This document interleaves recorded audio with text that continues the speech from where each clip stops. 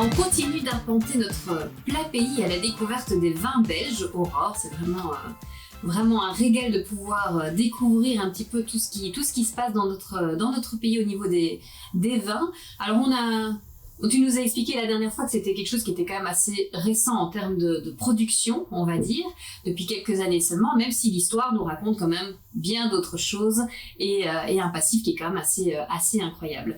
Mais voilà, la Belgique a, j'imagine, ses spécificités. Quel type de vin est-ce qu'on va retrouver en Belgique concrètement ? Alors, en Belgique, effectivement, on a un climat qui va être beaucoup plus frais, un climat qui va être beaucoup plus humide, et on va donc retrouver des vins qui vont être élaborés à partir de cépages qui sont adaptés à ce type de climat et à ce type de météo. Ce qui veut dire que l'on va retrouver alors principalement des vins blancs, on va retrouver beaucoup de vins effervescents. On va utiliser beaucoup de chardonnay notamment, des vins qui vont un petit peu avoir, alors je ne fais pas une comparaison, c'est pas pareil, mais des vins qui vont être plus sur la fraîcheur, sur l'acidité, tels qu'on pourrait les retrouver en Bourgogne, en Alsace ou dans la Loire par exemple. C'est-à-dire dans des régions qui sont déjà un petit peu plus hautes également et qui ont déjà des climats un petit peu plus frais en France que dans le sud de la France, à contrario. Voilà, donc on a malgré tout une grosse production de vin blanc et de vin effervescent parce que là aussi le climat et les cépages s'y prêtent bien. Mais depuis quelques années maintenant, on a quand même une belle production de vin rouge. Le pinot noir, donc, que l'on connaît aussi en France et même ailleurs, le pinot noir est majoritairement utilisé, mais pas que, on va le voir. Et on fait également une petite production de vin rosé. Et on aura l'occasion de déguster ensemble. Et justement, je pense que ça peut être intéressant de voir un petit peu toutes les différences que l'on pourrait avoir par rapport à ces différents vins. C'est ça. Et au niveau des cépages en tant que tel, là tu cites effectivement des cépages qu'on connaît bien. Est-ce qu'on va retrouver des cépages qui sont vraiment propres à la Belgique ? Et oui. Alors, j'ai parlé du chardonnay et du pinot noir. Pourquoi ? Parce que ce sont deux cépages qui, déjà, ailleurs, sont des cépages qui sont adaptés à des climats humides et frais. Maintenant, ce que l'on a recherché en termes d'autres cépages en Belgique, ce sont ce qu'on appelle des cépages interspécifiques. C'est-à-dire que ce sont des croisements de cépages entre des vignes européennes et des vignes qui vont être résistantes à la fois au climat et à l'humidité. Donc, étant donné que ce sont les deux problèmes majeurs que l'on peut connaître à ce moment-là, on a besoin de cépages qui soient résistants au froid, qui soient résistants aux maladies, à la pourriture, au mildiou, à l'oïdium, donc qui sont les principales maladies que l'on peut trouver, des champignons qui peuvent se développer. Et du coup, les cépages interspécifiques sont la bonne solution, si je peux dire, pour justement s'adapter à toutes les conditions, que ce soit climatiques ou du sol, que l'on a en Belgique. Donc ça veut dire qu'on a créé quelque chose de nouveau. C'est un peu mutant, c'est ça. C'est des croisements. Hein. Donc oui, ce sont des cépages qui ont été étudiés pour. Alors on peut peut-être en passer quelques-uns en revue si tu veux, justement pour voir un petit peu leur origine.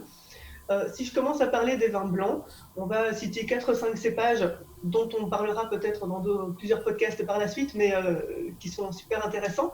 Le premier, ce serait le Johanniter. Bon, un cépage, le nom ne parle peut-être pas à beaucoup de monde. Moi, la première, hein, c'est un peu des nouveautés, mais c'est un cépage qui s'apparente au Riesling. Donc, c'est un cépage que l'on va retrouver en Belgique, en Suisse, aux Pays-Bas, donc pareil, dans des zones fraîches et humides. C'est ça. Un deuxième cépage qui va être très intéressant et très utilisé, très planté en Belgique, c'est le Solaris. Lui va donner des arômes de banane, de litchi, d'ananas, de mangue, de fruits un petit peu exotiques. Et pareil, c'est un cépage que l'on retrouve en Belgique, en Suisse, aux Pays-Bas, au Danemark, en Angleterre. Pareil, on a des conditions sont plus ou moins les mêmes. C'est ça. Oui. Un autre encore qui est largement planté, ça va être le Bronner. Et là, par contre, on est sur un croisement justement de Rondo et de Mersling, qui sont deux cépages allemands.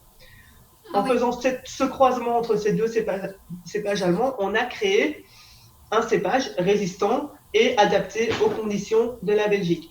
C'est un cépage qui, lui, principalement, va être utilisé pour l'élaboration des vins effervescents, parce qu'il a toutes les qualités pour, et il va souvent être assemblé justement avec le Johanniter, le premier dont on a parlé, pour justement donner la complexité, le côté effervescent. C'est une combinaison qui marche bien. D'accord. C'est pas la seule, bien sûr, mais elle marche bien. Un autre, c'est l'Hélios, qui, lui, est originaire d'Allemagne également.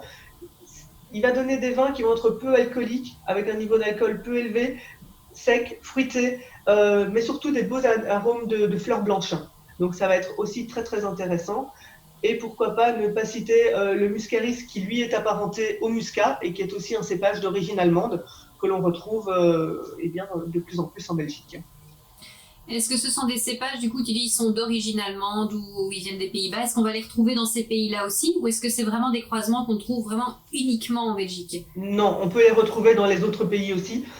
Ils ont des origines forcément dans des pays avec des températures plus fraîches, type Allemagne, Pays-Bas, Suisse, Danemark, pourquoi pas. Après, il n'y a pas que en Belgique qui va être planté, il peut passer un petit peu la frontière aussi. L'idée, c'est que ça s'adapte à une zone climatique qui soit cohérente. C'est ça. Et au sol qui soit cohérent aussi. C'est ça. Quelles sont un petit peu les problématiques, effectivement, qu'on va rencontrer en Belgique? On a quand même un terrain spécifique, un climat spécifique. Comment est-ce que ça se passe? Alors, le premier problème, on en parle depuis tout à l'heure, ça va être le climat. Donc, on a beaucoup d'humidité. Beaucoup de pluies qui sont fréquentes, qui sont quand même réparties plus ou moins tout au long de l'année. Bon, malheureusement, c'est pas très sympa, je sais. Mais du coup, cette humidité peut augmenter le risque de maladie. Donc, important de veiller à tout ça. Un autre problème, c'est si on a des fortes pluies en période de vendange, par exemple, on peut avoir des développements de pourriture sur nos raisins. Donc, il faut être vigilant également. Toujours lié au climat, si on a des gelées printanières, alors que nous avons des raisins des vignes qui ont déjà débourré, c'est-à-dire qui ont déjà produit des bourgeons, ils gèlent ensuite. Le problème, justement, c'est que ces bourgeons risquent de mourir. De se développer. De ne pas se développer, de mourir, et donc on va diminuer le rendement. Donc, on a des pertes de rendement, pertes significatives de production de raisins. Autre problème, alors c'est un peu moins un problème, mais ça va être la qualité du sol. Étant donné qu'on a déjà un climat très humide, si on peut avoir des sols secs, ce sera d'autant plus important. Donc il faut que le vigneron arrive à jongler un petit peu avec tous ces facteurs, et puis après, à trouver les bonnes solutions justement pour y répondre. Alors, les solutions, pour les citer rapidement, on parlait justement de ce climat humide et du risque de développement de pourriture, de maladies. Une solution première serait une bonne gestion de la surface foliaire de nos vignes. C'est-à-dire qu'on va éviter justement pour limiter les maladies, on va essayer d'aérer un maximum la vigne. On va essayer de la ventiler un maximum. C'est également pour ça que les vignes sont palissées, c'est-à-dire remontées entre deux fils, si on fait attention. Justement, le fait de les remonter, ça permet au vent de bien circuler et de balayer déjà un petit peu, d'enlever les maladies qui peuvent apparaître.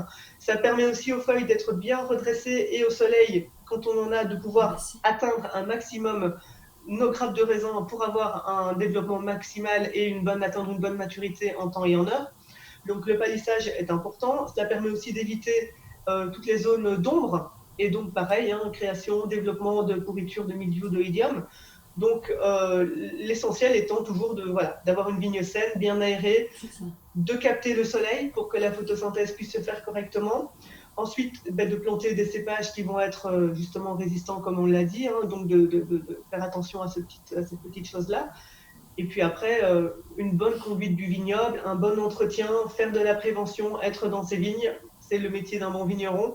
Et c'est justement comme ça qu'on arrive à faire un bon vin de qualité. Oui.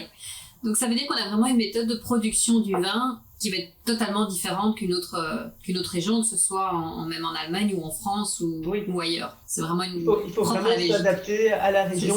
Dernier élément auquel je pense, par exemple, c'est que les vignes sont plantées plus haut du sol, justement pour éviter que les feuilles ne touchent et n'aient ce côté humidité du sol qui, une fois de plus, peut donner naissance à de la pourriture ou à des développements de maladies cryptogamiques. Donc, tout ça est important et doit être pris en compte. Beaucoup d'adaptation de la part du vigneron. Mais justement, ils y arrivent bien en ce moment. Donc c'est très très bien, ça se développe. On va le découvrir, J'ai hâte d'ailleurs de parcourir un petit peu les vignobles avec toi et les petites trouvailles que tu as à nous partager. Merci en tout cas Aurore pour cette belle explication. Je suis ravie d'en savoir beaucoup plus sur notre terroir belge. Merci beaucoup Aurore. Merci à toi.